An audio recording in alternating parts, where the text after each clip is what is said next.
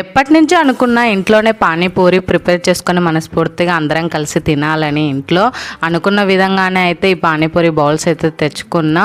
ఇంకా బయట మనం 30 రూపీస్ పెడితే సాటిస్ఫాక్షన్ తినలేము. అదే 30 రూపీస్కి మనం ఈ బౌల్స్ అయితే కొనుక్కొచ్చుకుంటే ఎన్ని కావాలంటే అన్ని తినొచ్చు. అనుకున్న విధంగానే అయితే ఇంట్లో ఈరోజు పానీపూరి ప్రిపేర్ చేస్తున్నా. రూపీస్కే పావు కేజీ అయితే వచ్చినాయి. ఇంక ఇవన్నీ అయితే ఇలా ఆయిల్లో వేసి మంచిగా పొంగనిచ్చిన. కొన్ని అయితే సన్నగా అయిపోతూ ఉన్నాయి. ఇంకా దాంట్లోకి అయితే ఆలు ఇంకా పానీపూరిలో ఆలు స్టఫింగ్ కోసం అయితే కుక్కర్లో ఆలులు అయితే వేసిన. అంతలోపే అయితే ఇంకా పానీపూరి మెయిన్ కదా, రసం అదైతే ప్రిపేర్ చేస్తున్నా. ఇది ప్రిపేర్ చేయడం చాలా ఈజీ అన్నమాట. నేనైతే చాట్ మసాలా కలిపిన, అందుకే టేస్ట్ అయితే చాలా బాగుంది. దాంట్లోకి ఆలు స్టఫింగ్ కూడా అయితే తయారైపోయింది. ఫైనల్గా మన పానీపూరి అయితే చాలా బాగా వచ్చింది. బయటి కాడికి ఇంట్లోనే తీసుకొని తింటుంటే ఆ టేస్టే వేరే. చాలా సింపుల్ ఇది కూడా చేయడము.